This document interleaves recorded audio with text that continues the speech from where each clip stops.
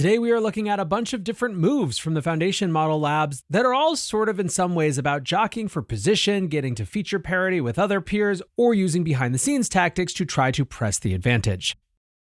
Welcome back to the AI Daily Brief Headlines Edition, all the daily AI news you need in around 5 minutes, although today it is a little jam-packed to kick off the second full work week in January. As I said in the intro, you can feel all of the different labs right now really jostling for position.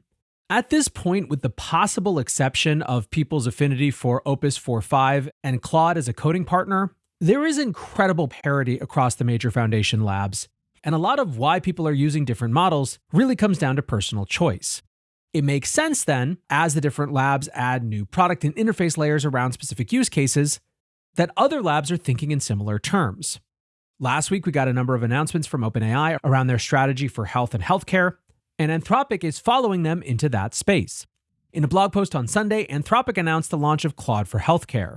They describe it as a set of tools and resources that allow healthcare providers, payers, and consumers to use Claude for medical purposes through HIPAA-ready products. Now, they're actually positioning it as an expansion of the Claude for Life Sciences product suite that they announced back in October. Claude for Life Sciences was designed as a product research partner for scientists and clinicians, so this is a sort of industry and process complement to that that's a little bit more focused on the consumers of healthcare as well as the providers of healthcare. Similar to OpenAI's product, Anthropic will allow users to share medical records and data from fitness apps to inform health-related conversations. And in addition to data connectivity, Anthropic is launching a range of new connectors for industry-standard databases in the healthcare industry. Connectors, for those unfamiliar, are Claude's way of getting access to external information that can inform how the chatbot interacts with certain queries. The new connectors cover a wide range of functions, including insurance, diagnosis, and research, with Anthropic hoping to speed up numerous healthcare workflows.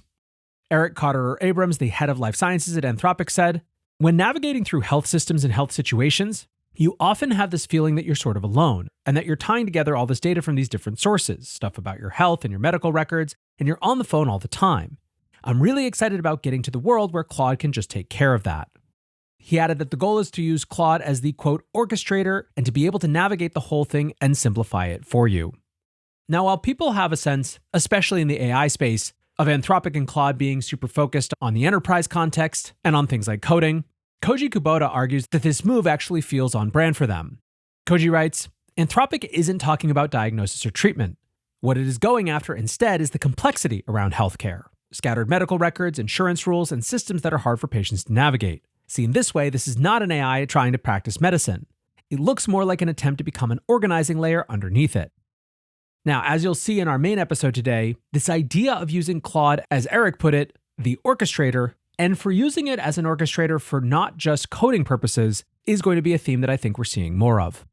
Ultimately, there is absolutely no denying that everything in and around health is A, major consumer of everyone's time, B, something that basically no one enjoys as it's currently organized, and C, something where having access to platforms that are incredibly good at absorbing and interacting with huge amounts of information at once is likely to be very valuable. One really interesting story of someone showing the power of AI, and specifically Claude, when it comes to health, comes from Shopify CEO Toby Lutke. He wrote, "My annual MRI scan gives me a USB stick with the data, but you need this commercial Windows software to open it. Ran Claude on the stick and asked it to make me an HTML-based viewer tool, and it looks way better. One more prompt and it annotates everything with the findings." Now, Toby from here articulated something which I'm increasingly finding as well, when he writes, "By the way, this is a good example of what I meant with reflexivity reaching for AI. You tinker with A for a while and you just reach for this.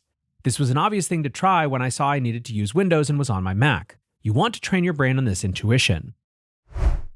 Now, staying on the healthcare theme, Google, on the other hand, is winding down their support of health-related AI queries. Specifically, Google AI Overviews will no longer offer AI-generated summaries for certain health-related searches.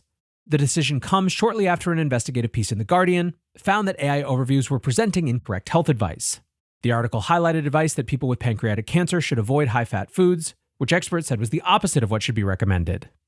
In another example, AI Overviews made an error in listing the normal range of liver function tests, which could lead people with severe liver failure to think they were perfectly healthy. Google said that they don't comment on individual search results, but that they have taken steps to make broad improvements in the area. However, they noted their internal team of clinicians reviewed the searches highlighted by The Guardian and found that, quote, "In many instances, the information was not inaccurate and was also supported by high-quality websites. Vanessa Hebditch, the director of communications and policy at the British Liver Trust, told The Guardian that the removal was good news, but that, quote, "Our bigger concern with all this is that it is nitpicking a single search result, and Google can just shut off the AI overviews for that, but it's not tackling the bigger issues of AI overviews for health." Now, I think that this actually shows something interesting about consumer expectations and different forms of information dissemination. In the past for Google, sure, people wanted Google search to index the best, most accurate results, but if someone searched for something on Google and then they ended up on a website with inaccurate results, Google didn't get the primary blame for that. It was, of course, the website that had the faulty information that was the primary culprit. Now, however, because Google's AI is in charge of curating, aggregating, and then reprinting that, it becomes Google's problem, even if the root cause is the same garbage information that informs the AI overview. There's also another interesting phenomenon, which is a little bit beyond the scope of this particular episode to deal with, which is the differentiated expectation of AI information to always be accurate, as opposed to some base understanding that information on the internet is not always going to be accurate. And I think finally, there's a whole additional issue of the difference between what Google is doing to serve accurate information when it's in the context of Gemini, as opposed to their AI overviews, which I think are going to have very different expectations and very different challenges. Now, staying on the theme of Google and all the labs figuring out their strategies in a handful of fundamental areas, Google has launched their new agentic shopping standard. The standard, which is called the Universal Commerce Protocol, or UCP, was developed in collaboration with retail partners including Shopify, Etsy, Walmart, and Target. MasterCard and Visa also had input from the payment side of the protocol. The general idea is to have a standardized way for shopping agents to gather information about products and navigate the checkout process, ensuring everything is completely interoperable. The protocol is completely open source and non-proprietary, so it can be used by everyone that's building in the space. Alongside the protocol, Google released a new set of tools to help merchants integrate with UCP. Grocery chain Kroger is already building with the tools, with Chief Digital Officer Yael Cossette commenting, "Things are moving at a pace that if you're not already deep into AI agents, you're probably creating a competitive barrier or disadvantage." Finally, Google announced plans to experiment with advertising within their AI experience. Advertisers will be able to present exclusive offers to users shopping with Google's AI mode. Now, these are not sponsored ad placements. Instead, they allow retailers to give AI shoppers a unique deal. Yijia Srinivasan, Google's VP of Ads and Commerce, said, "It's a new concept that moves beyond our traditional search ads model. It essentially gives retailers the flexibility to deliver value to people shopping in AI mode, whether that's a lower price, a special bundle, or free shipping. In the moment, it matters most to just close the sale." Wrote Google CEO Sundar Pichai, "AI agents will be a big part of how we shop in the not-so-distant future. To help lay the groundwork, we partnered with Shopify, Etsy, Wayfair, Target, and Walmart to create the Universal Commerce Protocol, a new open standard for agents and systems to talk to each other across every step of the shopping journey. And coming soon, UCP will power native checkout so you can buy directly on AI mode with the Gemini app." I continue to think that agentic shopping and commerce is going to be one of the most ubiquitous AI developments of 2026. Now, moving over to a different aspect of Foundation Lab competition, Anthropic has banned xAI from accessing their models as part of a broader crackdown on unauthorized use of Claude code.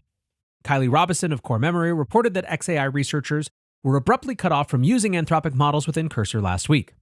xAI co-founder Tony Wu told staff that he'd been told this is a new policy Anthropic is enforcing for all of their competitors. In a Slack message, Wu wrote, "This is both good and bad news. We will get a hit on productivity, but it really pushes us to develop our own coding product and models. We're at a time in which AI is now a critical technology for our own productivity. This coming year is going to be really wildly exciting for all of us. The team is rapidly developing our own models and product. We will have something to share with everyone soon. In the meantime, you may still try all different kinds of models in Grok build." Elon Musk had, by the way, nodded to progress earlier in the week, posting, "Major upgrade to Grok code coming next month. It will one-shot many complex coding tasks." Simultaneously, Anthropic implemented a new set of technical controls to prevent third-party applications from spoofing Claude code to gain access to more favorable usage limits. The change affected multiple services, most notably popular open-source coding agent OpenCode. The lengthy discussion on Hacker News used the analogy of a buffet, noting that a la carte API pricing could be as much as $1,000 a month for heavy users. One commentator wrote, "Everything about this is ridiculous and it's all Anthropic's fault. Anthropic shouldn't have an all-you-can-eat plan for $200 when their pay-as-you-go plan would cost more than $1,000 for comparable usage. Their subscription plan should just sell you API credits at like 20% off." Others thought this crackdown was inevitable, with programmer Andrew Remnick writing, "Anthropic just reminded us that they are, in fact, a corporation. They are now actively blocking OSS harnesses from using Claude subscriptions. This is why I keep harping on the importance of building for independence from a single provider. Let's not forget that their incentives are not fully aligned with customers, and we need to actively build for provider independence and open source. Going back to the buffet analogy, however, some found the move pretty justified.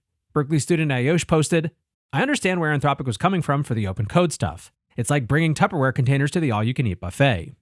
Ultimately, whatever you think of the situation, it is clear that Opus 4.5 tokens are just about the hottest AI commodity right now, which gives Anthropic a lot of power in the space. Honestly, we have even more that we could get into in this headlines, including some news about forthcoming models, but for now, that is where we're going to wrap the headlines.